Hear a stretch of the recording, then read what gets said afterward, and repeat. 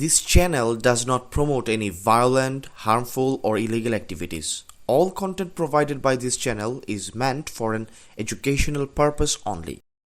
বাংলাদেশের স্বাধীনতার ঘোষণা বিতর্ক গত ৫৫ বছরেও শেষ হয়নি। আওয়ামী লীগের মতে বঙ্গবন্ধু শেখ মুজিবুর রহমানই বাংলাদেশের একমাত্র এবং অবিসংবাদিত স্বাধীনতার ঘোষক। ১৯৭১ সালের ২৫শে মার্চ রাত ১২টার পর পাকিস্তানি বাহিনী তাকে গ্রেপ্তার করার ঠিক আগে তিনি বাংলাদেশের স্বাধীনতার ঘোষণা করেন। এই ঘোষণাটি তৎকালীন ইপিআর বর্তমান বিজিবি এর ওয়্যারলেসের মাধ্যমে সারা দেশে ছড়িয়ে দেওয়া হয়েছিল। অনেকে বলেন চট্টগ্রামের তৎকালীন আওয়ামী লীগ নেতা এম হান্নান ২৬শে মার্চ স্বাধীনতার ঘোষণাপত্র পাঠ করেছিলেন। তবে আওয়ামী লীগ ২০১০ সালের উচ্চ আদালতের একটি রায়কে ভিত্তি হিসেবে ধরে, যেখানে শেখ মুজিবুর রহমানকে আনুষ্ঠানিক ঘোষক হিসেবে স্বীকৃতি দেয়। তাদের দৃষ্টিতে মেজর জিয়াউর রহমান ছিলেন একজন পাঠক মাত্র, যিনি বঙ্গবন্ধুর পক্ষ থেকে ঘোষণাটি পাঠ করেছিলেন। কিছুক্ষণের মধ্যেই আপনারা একটি গুরুত্বপূর্ণ ভাষণ শুনবেন।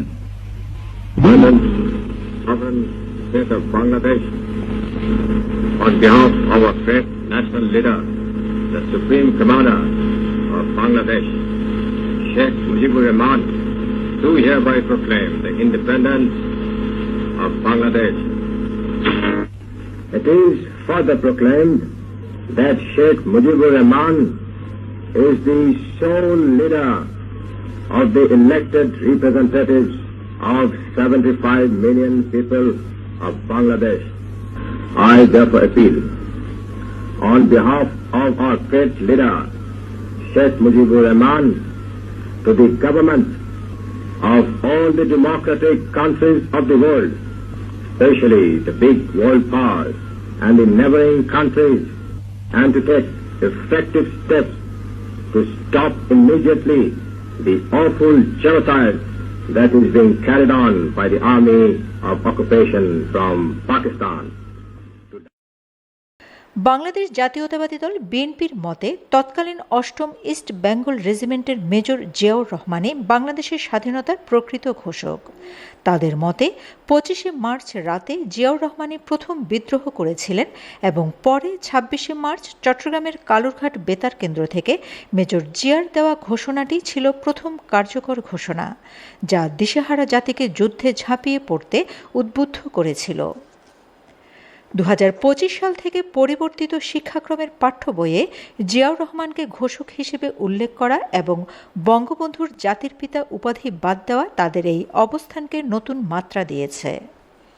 কিন্তু ৫৫ বছর পর ২০২৬ সালের ৩রা ফেব্রুয়ারি এক জনসভায় জামায়াতে ইসলামীর আমির ডক্টর শফিকুর রহমান মন্তব্য করেন যে চট্টগ্রামের সন্তান হিসেবে কর্নেল অলি আহমেদি প্রথম স্বাধীনতার কথা বলে বিদ্রোহ শুরু করেছিলেন। বাংলাদেশে ৭১ সালে স্বাধীনতার ঘোষণা এখান থেকেই হয়েছিল। আপনাদেরই এক গর্বিত সন্তান সবার আগে চিৎকার দিয়ে বলেছিলেন উই রিবর্ন। তিনি হচ্ছেন এলডিপির সম্মানিত সভাপতি ডক্টর কর্নেল অলি আহমদ বীর বিক্রম। জামায়াতে ইসলামীর আমির ডক্টর শফিকুর রহমানের এই বক্তব্য সারা দেশে তোলপাড় সৃষ্টি করে, সমালোচনার ঝড় ওঠে। ঠিক তখনই সামাজিক যোগাযোগ মাধ্যমে ভাইরাল হওয়া এক ভিডিওতে দেখা যায় বহুল পরিচিত ও বিতর্কিত ইসলামী বক্তা মুফতি কাজী মোহাম্মদ ইব্রাহিম দাবি করেছে তিনি স্বাধীনতার ঘোষক। স্বাধীনতার ঘোষণা এই কাজী ইব্রাহিম দিছে, এবার প্রথম কেউ দেয় নাই, কেউ সাহস করে নাই। পয়েন্টে দাঁড়াইয়া স্বাধীন বাংলাদেশ জিন্দাবাদ এই কাজী ইব্রাহিমের ঘোষণা ছিল। ঠিক না ঠিক? কার ঘোষণা ছিল? এই কাজী ইব্রাহিমের ঘোষণা ছিল। রাজাকার ধর ধর মার মার, এই ঘোষণা কার ছিল? কথা শুনতে হবে ইনশাআল্লাহ। স্বাধীনতার জন্য জীবনের ঝুঁকি নিয়ে এটা আনছে, ঠিক না ঠিক? শুধু স্বাধীনতার ঘোষণা দেওয়ার দাবি করে ক্ষান্ত হয়নি নোয়াখালীর মুফতি কাজী মোহাম্মদ ইব্রাহিম। বলেছেন কোনোদিন প্রেসিডেন্ট হলে ঘরে ঘরে রাইফেল দিবেন তিনি। আমি যদি খালি কোনোদিন প্রেসিডেন্ট হইয়া যাই, আমি চাই না যদি হই সোতা বাঙালি, রাইফেল ছাড়া একটাও রাখতাম না, সবগুলির ঘরে ঘরে রাইফেল দিব, পয়সা থাক আর না থাক বৈজ্ঞানিক ইস্যুতে নানা অবৈজ্ঞানিক বক্তব্য দেওয়ার কারণে বিভিন্ন সময়ে ট্রল হয়েছে তাকে নিয়ে। বিশেষ করে তার স্বপ্নে করোনা ভাইরাসের টিকা আবিষ্কারের সূত্র 1x7+6=13।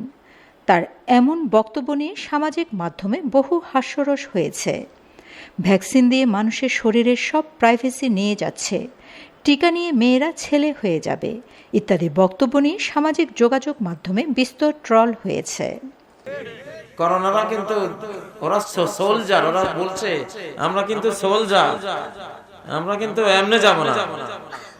ও করোনা ভাইরাসকে জিজ্ঞাসা করেছে তোমাদের হায়াত কেমন, একজন থেকে আরেকজনে আক্রান্ত করো কতক্ষণ সময় লাগে? কয় যে আমরা 7 সেকেন্ডে যদি কারো থেকে কারো গায়ে আমরা যাইতে পারি তাহলে আক্রমণ করতে পারি, 60 সেকেন্ডের পরে আমরা ব্লাডের বাইরে আমাদের হায়াত থাকে না।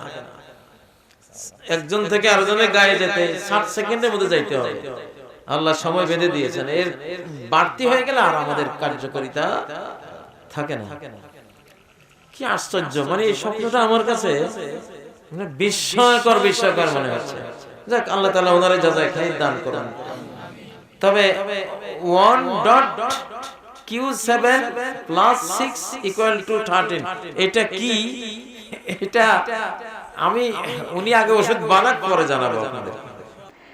কাজী মোহাম্মদ ইব্রাহিম নামে এই ব্যক্তিকে ওয়াজ মাহফিলে নানা রকম বিতর্কিত বক্তব্য দেওয়ার কারণে বহু মানুষ চেনেন।